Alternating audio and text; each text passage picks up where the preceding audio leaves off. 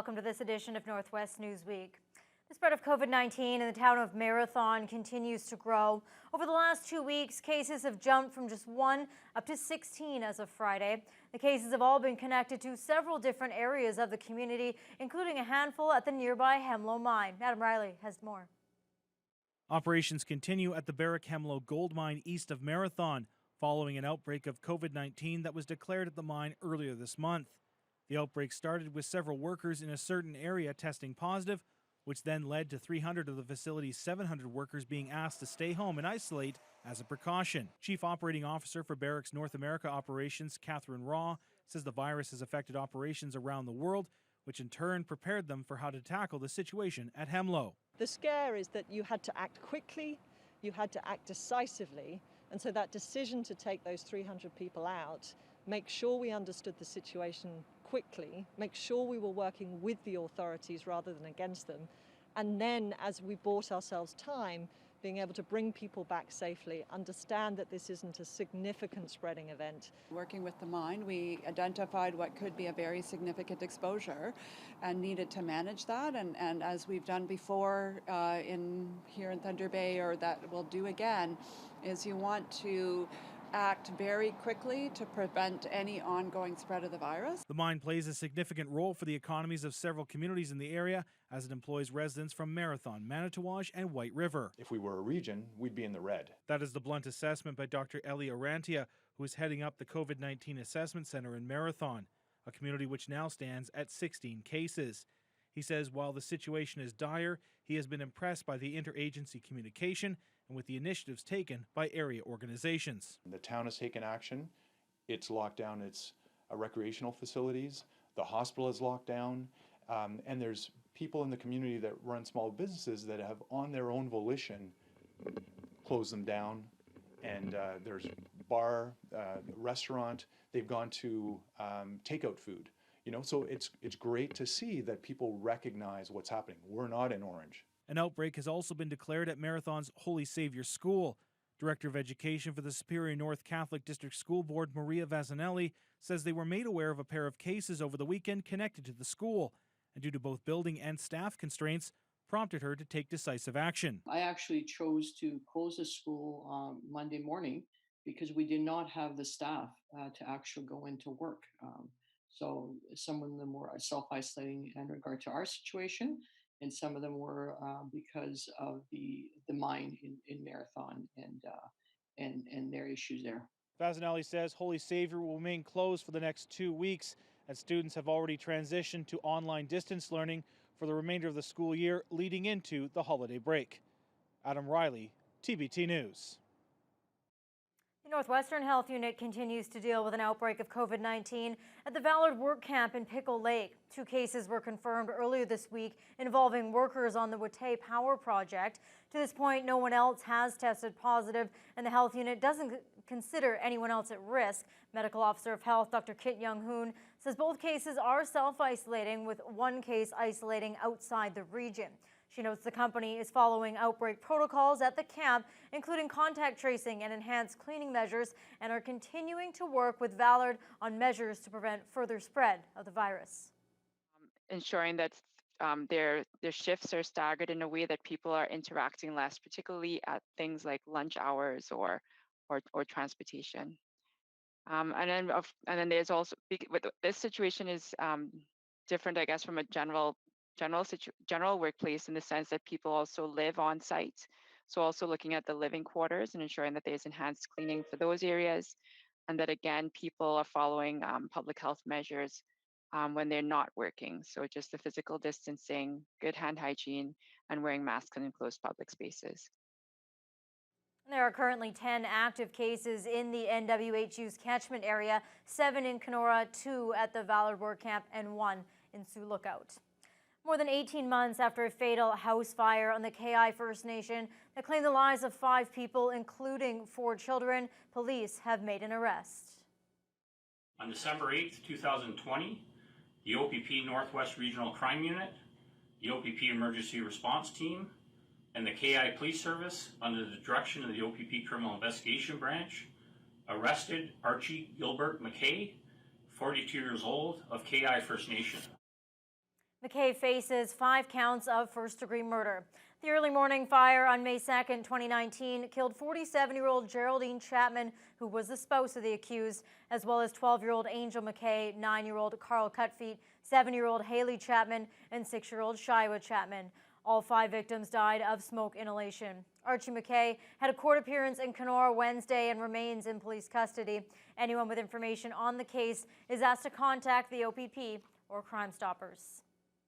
It's been 2 years of no new physical work of twinning the Trans-Canada Highway between Thunder Bay and Nipigon, but this week it was announced another 8.6 kilometers of highway is about to get underway in the Dorian area, and that's being hailed as a very good sign by community leadership. Dorian Reeve Bob Beattie says he's very happy to see the project start up again.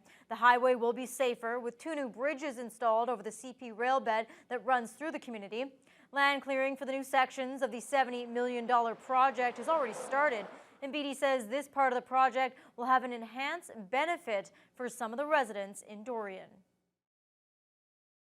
We have people in Dorian that are residents that actually work for Terra North, the contractor on this project, and it's advantageous for the community and definitely for the motoring public. Anytime that you can have another 8 kilometers highway twin between Nipigon and Thunder Bay, that's advantageous for everybody. Work on this latest section of highway is expected to be completed by September 2023. Meanwhile, MPP Michael Gravel has been waiting a long time and says he's very pleased to see construction finally resuming on that project, as it's one that he spearheaded. Troy Charles reports. During his time as Minister of Northern Development, Michael Gravel announced numerous contracts to 4-lane Highway 1117 between Thunder Bay and Nipigon. The latest 12-kilometer stretch was completed near Red Rock in 2018, but since the Liberals were ousted by the Ford government, work on the highway project has been at a standstill. In 2019, Federal Minister Patty Hajdu announced that Ottawa was willing to contribute $37 million to help the province twin an 8.6-kilometer section near Dorian. And now, the Ministry of Transportation has confirmed the contract for that section was awarded to Terra North Construction for just under $71 million. You know, about 2.5 years of me lobbying the government to carry on the project that we began during my time in government. I'm really pleased that the province has made the decision to move forward with that, and it's going to be nice to see it done. The actual sort of completion date is, I think, 2023. It officially began in late November, so the project is underway and funded. So that's good news. On top of that, a public information session has begun on the 4-laning of a 14-kilometer stretch of the highway between Highway 587 and Pearl Lake. The materials are posted online for a 2-week period to provide the public a chance to review the detailed design plan. Construction on that portion is anticipated to begin in 2021. Even though it took time to get the 4-laning back on track, Gravel said he always kept a glass-half-full attitude. And so I remained optimistic, was lobbying intensively with Minister Rickford, who's responsible for the Northern Highways program, and with Minister Mulrooney, the Minister of Transportation. So while they did their reevaluation of what they wanted to see in the highways program for the North, including, I know, Mr. Rickford's priority of Kenora to the Manitoba border, we had to remain patient. But the fact is, I always felt it would move forward, and Minister Rickford gave me no signal other than the fact that it would move forward. It was only a question of time, and obviously that time has now come. So I couldn't be more happy. Troy Charles, TBT News.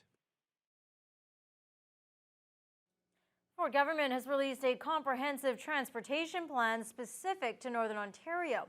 The virtual announcement came from a group of cabinet ministers Thursday, including Caroline Mulrooney and Greg Rickford. The plan includes more twinning of the Trans-Canada Highway, additional highway rest stops, and money for all-season roads into remote First Nation communities. Corey Nordstrom has more.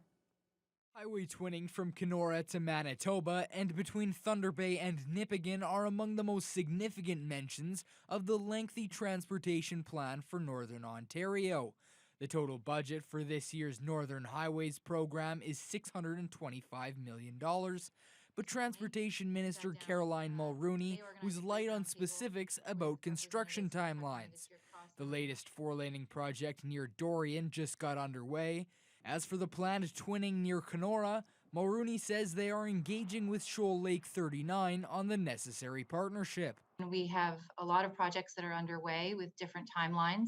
We want to make sure that we get it right and that our plans respond directly to the needs that we hear from stakeholders and municipalities across the north. The plan also includes the provincial government crafting an all-seasons road strategy for the far north. Ontario has also agreed to fund an extension of the all-season road from Pickle Lake to North Caribou Lake, replacing a 42-kilometer stretch of winter road. Indigenous Affairs Minister Greg Rickford says investing in further infrastructure in the north comes with a multitude of positives. There are really good policy objectives, not just for economics, but for health and social policy reasons to connect these communities. These corridors often represent more than just an opportunity to drive in and drive out. They're corridors for electrification. The plan also includes adding new bus routes for Ontario Northland buses between White River and Thunder Bay, and between Thunder Bay and Winnipeg. Another project noted by Rickford was the work the government will be doing to ensure the safety of roads on Highway 1117, with higher standards for snow clearing. The pilot project, as I understand it, launched this season, is working to identify areas of the highway that need more snow clearing activity and auditing the contractors doing the work to ensure that they have the support to meet the highest standards of highway winter maintenance. Corey Nordstrom, TBT News. And some serious provincial money is being directed at mental health and human trafficking in Kenora. Area MPP Greg Rickford announced Friday almost $1.3 million in funding. That includes $244,000 for the Kenora branch of the Canadian Mental Health Association, which will hire a new full-time support worker and justice supports. And over $1 million goes to the Kenora Chiefs Advisory to help with its battle against human trafficking and sexual exploitation. The largest mining claims holder in the Ring of Fire has announced a new major stakeholder agreement with an Australian company. The head of Noront Resources says he's hopeful this will be the push they need to get their projected Ring of Fire mining plans over the top. Wailu Metals will be Noront's new cornerstone security holder, owning roughly 35% of the company. Wailu is buying out the shares in Noront that were previously held by American company Resource Capital Fund. Noront CEO Alan Coots is excited about the new partnership, and even though they're still about 5 years away from production at a mine in the Ring of Fire, he's confident that Wailu will be around for the long haul. We're very excited because it's a company that has a lot of shared values and shared approaches with us. First of all, they're very interested in nickel, and they're interested in nickel as a metal for a decarbonized future. And of course, in the Ring of Fire, we got one of the best undeveloped nickel deposits in the world at Eagle's Nest. Coots updated the status of the planned access roads up to the Ring of Fire that are being led by the Webequie and Martin Falls First Nations. He says all segments of the road are going through environmental assessments, and he estimates about 2 years or more before road construction could begin. And when we come back, Red Rock Council appoints a new mayor.